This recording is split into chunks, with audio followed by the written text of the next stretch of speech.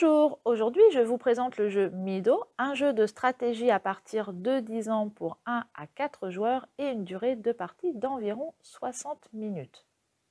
Vous incarnez des passionnés de la nature qui se promènent tout en observant la faune et la flore. Placez le plateau principal au centre de la table. Il représente une carte des lieux que vous allez explorer. En haut du plateau, vous disposez 3 sabots avec les cartes ouest sur la gauche, sud au centre et est sur la droite. Les cartes nord sont mises de côté pour le moment. On révèle 4 cartes par colonne. Donc à gauche, 4 cartes est. Ensuite, au centre, il va y avoir ces 2 lignes-là avec les cartes sud. Hop. Et puis enfin, sur la dernière colonne, on va mettre 4 cartes du sabot est. Alors sur les cartes, en fait, cela va représenter différentes choses. Au niveau du sud, en général, il va y avoir les cartes de la faune et la flore que vous allez rencontrer, que vous allez tenter de collecter, avec en haut ce que cela représente, donc ici les champignons, ici des icônes avec ce dont vous avez besoin pour la collecter, et en bas les points. Sur les cartes ouest, ici vous allez trouver des cartes paysages, donc qui sont représentées ici par cette icône-là. De la même façon, il y a des choses à récupérer, que vous devez posséder pour pouvoir la prendre, et le nombre de points. Et les cartes est, ça va être les cartes sol, où vous allez retrouver l'icône ici en haut, et en bas le type d'environnement. Il y a l'herbe forestière, sable, roche ou marais. Donc les autres cartes paysages ou objets sont représentées ici par le paysage, et sur celle-ci par les objets par un petit cartable. Près du grand plateau, on va disposer le feu de camp. Il y en a 2 recto verso. Ici, on va placer celui avec 2 joueurs. On voit 2 icônes. Donc sur celui-là, il y a 2 joueurs et derrière 1 joueur, et sur l'autre plateau, 3 joueurs ou 4 joueurs. Ici, donc, je place pour 2 joueurs. Donc selon le nombre de joueurs, il y a des pions bloqueurs qui sont placés. À 2 joueurs, on va en placer 2 au hasard. Donc j'en ai placé un ici et un là. À 3 joueurs, on n'en place qu'un seul, et à 4 joueurs, on n'en place pas. On forme une réserve ici avec les tuiles route. On mélange les pions objectifs et on les place sur les petits carrés. Donc il y en a d'autres. J'ai pris au hasard et on place sur le feu de camp sur les petits carrés ici. Hop. Il y a un petit pion objectif encadré en rouge. Il est mis de côté. Ce sont pour des parties avancées. Chacun va récupérer maintenant ses 5 pions chemin, ses 3 pions bonus, un pion route et une carte de départ sol qui est recto verso. Le marqueur de manche est placé ici, c'est le petit pion du randonneur qui est placé sur la première pierre, et le premier joueur récupère la boussole. Votre objectif est de marquer le plus de points en collectionnant les cartes et en réalisant les objectifs que l'on a mis sur le feu de camp. Les cartes seront à placer devant vous en 2 lignes.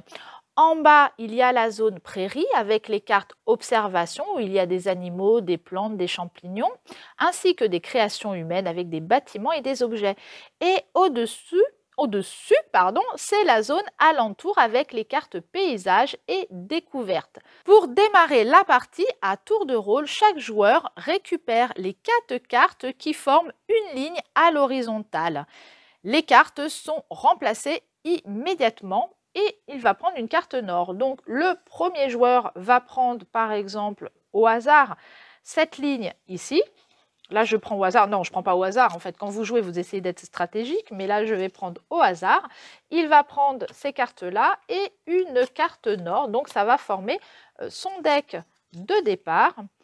On remplace les cartes immédiatement pour que le joueur suivant puisse en prendre à son tour. Donc, lui, il va prendre, par exemple, hop, celle-ci. Hop. On va remplacer les cartes. Après, ça serait au troisième joueur de récupérer des cartes. Et puis ensuite, au quatrième joueur. Et on va prendre également une carte nord. Choisissez la face de départ de votre carte. Donc, elle ne dispose pas du même type d'habitat. Donc, ici, par exemple, on a herbe.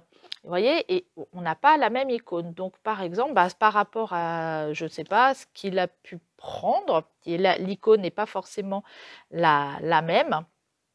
Il va prendre une icône, là je le fais un petit peu au hasard, celui-ci il va se mettre sur cette face-là et celui-ci sur cette face-là et on le place en bas, donc dans la zone prairie.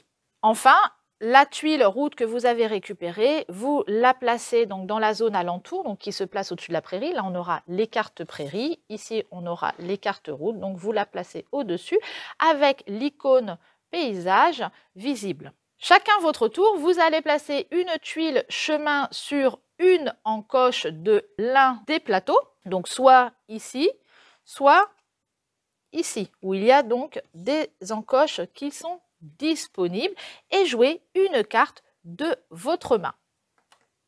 La partie haute de la tuile vous donne l'effet du plateau et la partie basse, l'effet que cela va avoir sur le plateau feu de camp. Le premier joueur va prendre, donc c'est celui-ci, va prendre l'une de ces flèches et va par exemple dire je vais récupérer une de ces cartes et en fait le nombre correspond à la carte que vous allez pouvoir récupérer en comptant à partir de la flèche. Donc ici, ça veut dire que ça va être la première carte. Donc si je la place ici, je vais récupérer cette carte-là. Ici, je vais récupérer celle-là. Ici, je vais récupérer celle-ci. Et ici, je vais récupérer celle-là. D'accord? Si c'était le 3, je compte, je le mets là, ça fait 1, 2, 3. Et ça serait cette carte-là que je récupérerai. Ici, le point d'interrogation, ça veut dire que je récupère celle que je veux dans la ligne ou la colonne dans laquelle je la mets. Donc bien entendu, avant de placer, on va regarder son deck pour savoir ce qu'il est possible de placer. Donc pour le moment, je ne sais pas, j'ai pas vraiment regardé, je vous avoue. On va prendre une première carte, par exemple. Alors ici, il va nous demander un paysage et une chenille. J'ai la chenille, mais je n'ai pas de paysage dans ma zone, donc ça serait très compliqué de la placer. Donc il va prendre, je ne sais pas, parce que j'aime pas regarder trop ce qu'il avait. Bon, admettons, il va prendre, mais ça serait bien de récupérer un paysage quand même. Là, pour mettre le paysage, il faut une route. Admettons qu'il va prendre cette première carte et qu'il va la placer dans son deck. La carte est remplacée immédiatement. Maintenant, le joueur peut jouer une carte sur l'une de ces zones. Alors, les cartes sol, on en a récupéré une dans la ligne Est, doit être posée à côté d'une de ces cartes et n'a aucun prérequis. Par contre, les autres cartes, si on souhaitait les placer, il y a des prérequis. Par exemple, celle-ci, pour obtenir l'icône papillon, il faudrait que j'ai déjà une chenille et des baies. J'ai une chenille, mais je n'ai pas les baies. Donc, par exemple, il se dit, mais tiens, je vais placer celle-ci, hop, et ça me donne deux icônes différentes. C'est maintenant au tour du second joueur de jouer. Le second joueur, lui, va jouer une carte sur le feu de camp. Il va jouer par exemple celle-ci qui lui permet de récupérer deux chemins. Donc on le place à un endroit où il n'y a pas d'encoche. Donc vous voyez, après, comme j'en ai une, deux, trois, au bout d'un moment, on va finir par être bloqué. Il va jouer ici. Il va donc pouvoir récupérer deux chemins qu'il va placer dans sa zone alentour. Donc ça va lui donner la possibilité de posséder plus de cartes parce que les cartes qui vont être mises dans la zone alentour se placent au-dessus des chemins. Donc là, je pourrais mettre une carte, une carte, une carte. Donc si vous voulez en mettre plusieurs, vous aurez besoin de plusieurs tuiles de chemin. Avec cette action, il ne peut pas jouer de cartes. On repasse à nouveau au premier joueur. Le premier joueur, lui, va jouer ce... Hop, hop, hop, je vais chercher. Par exemple, à son tour, il va prendre cette tuile-là. Il va la placer dans une encoche également pour récupérer 2 chemins. Hop, et on les met face visible. On repasse au deuxième joueur qui lui va par exemple prendre celle-ci. 1, 2, 3. Voilà, il va la passer dans son deck. Il va pouvoir placer hop, une carte. Et ici, le prérequis ici, c'est le petit scarabée. Et le scarabée, on l'a déjà. Donc, il va pouvoir placer cette carte-là. Et à la fin de la partie, ça lui donne déjà un point. Et on repasse à ce joueur qui est ici, qui va prendre par exemple... Alors, ici, en fait, il y a un point d'interrogation. Donc, il va pouvoir prendre la carte de son choix finalement dans la ligne ou la colonne qu'il souhaite. Je n'ai pas remplacé cette carte-là, pardon. Donc là, j'ai pas de scarabée. En fait, ça aurait été bien qu'il ait un scarabée. Je ne sais pas s'il a... Hop, je sais pas s'il a quelque chose avec un scarabée, parce qu'en fait, j'ai pas vraiment regardé ce dont il a besoin. Ici, il pourrait de toute façon déjà placer un paysage, parce que le prérequis, c'est le chemin. Et tatatac, ça serait pas mal de prendre ça. Et bon, admettons, il veut prendre, hop, celle-là. Et la carte qu'il va jouer, lui, ça va être la carte paysage parce que le prérequis, c'est simplement un chemin visible. Donc, il va pouvoir placer sur son chemin et il va retourner la tuile. Donc là, on peut placer, donc vous voyez, qu'une seule carte. On remplace la carte. On repasse au joueur suivant qui, lui, va par exemple placer ici sur ce plateau-là, et là, en fait, on lui dit qu'il prend la carte de son choix. Hop, il va la placer là. Toutes les encoches sont prises. On ne pourra plus jouer maintenant sur le feu de camp. En fait, il faut regarder un petit peu ce dont on a besoin dans les prérequis pour pouvoir placer. Quoique là, il peut replacer une place sol. Donc, par exemple, il va prendre cette carte-là, hop, qui est remplacée, et il va placer une nouvelle carte sol qui lui donne, vous voyez là, un scarabée, une fleur, un arbre. Là, par exemple, celle-ci, il pourrait la placer après parce que ça lui donne un arbre.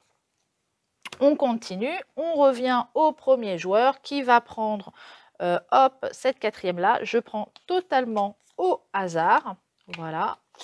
Je ne sais pas s'il va pouvoir placer une de ces cartes parce que je n'ai pas regardé.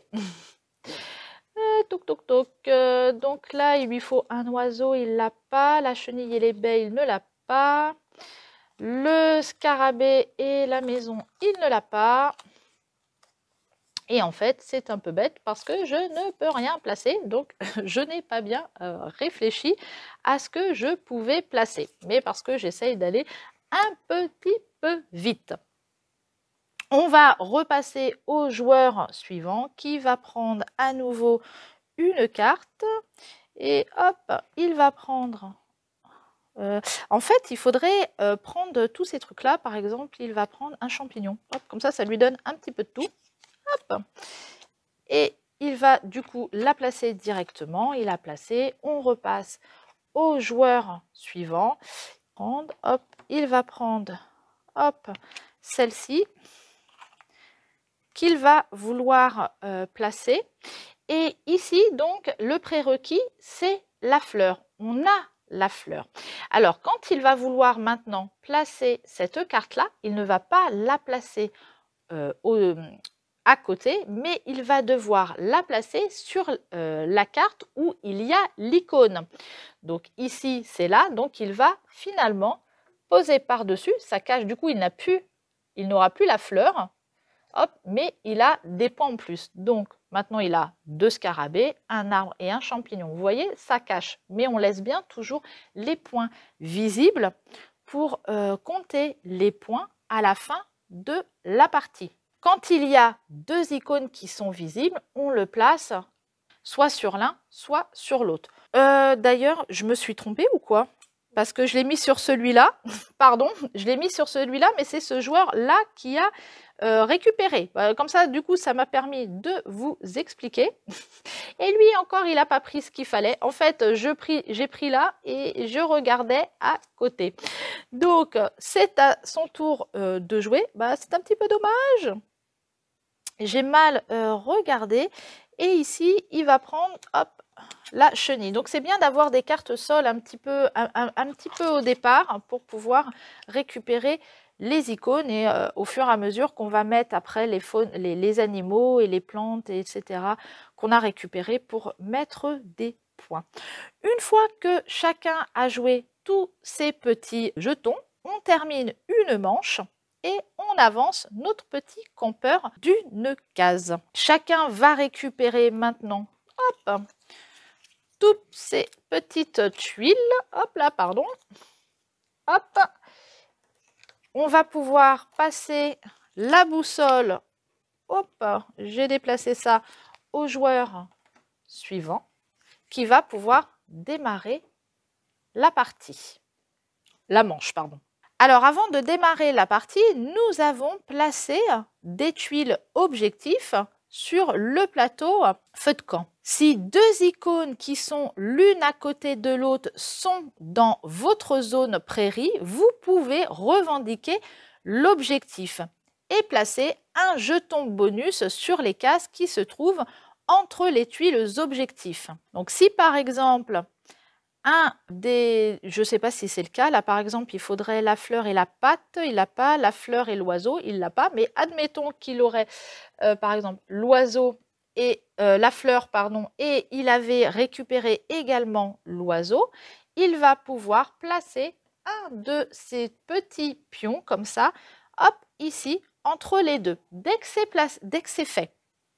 Dès qu'il atteint l'objectif, on ne peut pas mettre par-dessus. Si par exemple le joueur suivant avait à son tour la fleur et l'oiseau, il ne placerait pas par-dessus. Donc il faut essayer également d'être le plus rapide. Ceci rapporte des points également à la fin de la partie. On commence par ordre numérique du plus petit au plus grand. Je n'ai pas parlé des bancs qui se trouvent sur le plateau feu de camp.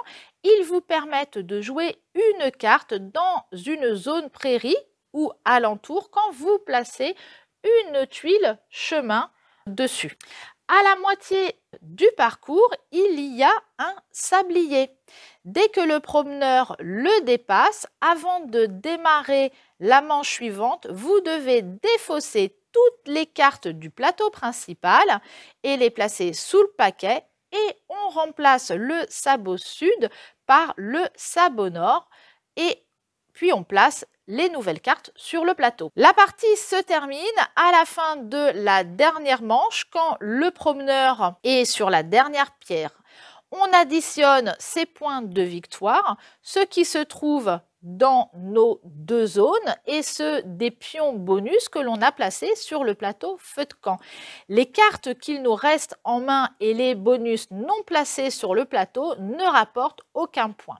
Celui qui en a le plus remporte la partie. La lecture des règles prend un bon moment et donne l'impression que la mécanique du jeu est complexe, mais en réalité ce n'est pas le cas et le jeu se prend très vite en main. Les illustrations sont très belles et sur chacune d'elles, vous retrouvez un petit numéro qui vous renvoie à l'index pour avoir plus d'informations. Cette présentation est terminée. Retrouvez Mido à la médiathèque et à bientôt avec un nouveau jeu.